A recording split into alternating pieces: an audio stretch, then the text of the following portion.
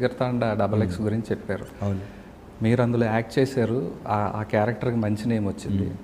అదే pre release ఫంక్షన్లో ఇక్కడ మీరు 8 years నేను వెయిట్ చేశాను, కార్తిక్ సుబ్బరాజు గారి సినిమాలో ఒక్క షాట్లో కనిపిస్తే చాలు, ఏంటి అంత ఎమోషన్ ఏంటి? కార్తిక్ సుబ్బరాజు గారు అంటే అంత పిచ్చి ఏంటి అసలు? జిగర్తంద ఫస్ట్ పిజ్జా చూసినప్పుడు నేను సరభం అనే సినిమా చేస్తున్నా. అవును, పిజ్జా ప్రొడ్యూసర్ ఆ సినిమాకి ప్రొడ్యూస్ చేసింది. అప్పుడు కార్తిక్ సుబ్బరాజు గారిని ఒకసారి కలిసాం. ఓకే, పిజ్జా డైరెక్టర్ ఒక చిన్న ఫీల్ ఉండేది, పిజ్జా డైరెక్టర్ వస్తుందని చెప్పేసి అప్పుడు కలిసా. సో దాని తర్వాత నేను సరభం రిలీజ్కి వాళ్ళది జిగర్తంద 1 రిలీజ్ అవుతుంది. ఓకే, సో నా సినిమా రిలీజ్ అయింది, నా సినిమాకు మంచి రివ్యూస్ వచ్చాయి, బాగుందన్నారు.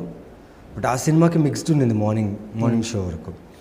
By the time I finish my promotion and ఆ సినిమా వెళ్ళి చూసినప్పుడు ఆ సినిమా చూసి నేను మైండ్ బ్లాక్ అయిపోయింది. ఓకే, జిగర్తంద 1.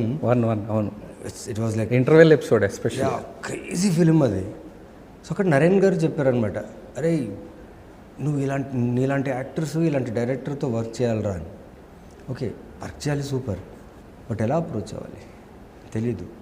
తమిళ్లో అదొక ఫస్ట్ ఫిలిం అదే. బట్ ఆ ఫిలిం చూసిన తర్వాత నాకు 2 days నా సినిమా ఎలా రన్ అవుతుంది, రెస్పాన్స్ ఏంటి, రివ్యూస్ అని మానేసి ఆ సినిమా మీద నేను ఎక్కువ ఫోకస్ చేశాను.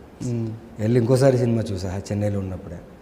అనుకున్నా ఈయన ఎందుకు చెప్పాడు, ఊరికే చెప్పారు కదా ఎవరైనా, ఏదో ఒక రీజన్ ఉంటే ఇలాంటి డైరెక్టర్తో వర్క్ చేయాలని. సో ఇప్పుడు అలాంటి డైరెక్టర్తో వర్క్ చేయాలని వెళ్ళి ఆఫీస్లో కూర్చోవాలి, లేకపోతే ఆఫీస్లో వెళ్ళి అడగాలి, అడగకుండా వర్క్ తీసుకోవాలి. Okay, so I should make some name. Okay, so I started working ఇంకా తెలుగు తమిళ్. ఫస్ట్ ఆ ఫోన్ కాల్ వచ్చిన తర్వాత మీ రియాక్షన్ ఏంటి అసలు జిగర్తాండ డబల్ ఎక్స్ఎల్కి? జిగర్తంద డబల్ ఎక్స్కి ఎలా వచ్చిందంటే, నేను అమ్ము అని చెప్పి వాళ్ళ బ్యానర్లో చేశాను, స్టోన్ బెంచ్ ఫిలిమ్స్. సో ఆ ఎడిట్ రూమ్లో కార్తిక్ సుబ్బరాజు గారు ఆ ఫిష్ని కడిగే ఒక సీన్ ఉంటుంది అమ్ములో. ఆ సీన్ చూసి వీడే రత్న అని చెప్పి ఫిక్స్ అయిన తర్వాత అప్పుడు కాల్ వచ్చింది. ఓకే, అప్పుడు కాల్ వచ్చినప్పుడు నేను ఎస్ అని ఒక ఫీల్, ఇప్పుడు లైక్ జెర్సీలో లైక్ ట్రైన్ దగ్గర వెళ్ళి అరిచినప్పుడు ఒక ఫీల్ ఉంటుంది కదా, ఆ కైండ్ ఆఫ్ ఎమోషన్లో ఉండే. Because I have seen his filmography, చాలా యూనిక్గా ఉంటుంది. గ్యాంగ్స్టర్ ఫిలిమ్స్ అయినా ఏదున్నా వేరే ఫిలిమ్స్కి రెలవెంట్గా ఉండదు, ఇట్స్ అ డిఫరెంట్ కాన్సెప్టే ఉంటుంది తనది. And that to A cinema అయితే నేను చూసి ఎక్సైట్ అయ్యి ఆయనతో వర్క్ చేయాలనుకో అదే ఫ్రాంచైజ్.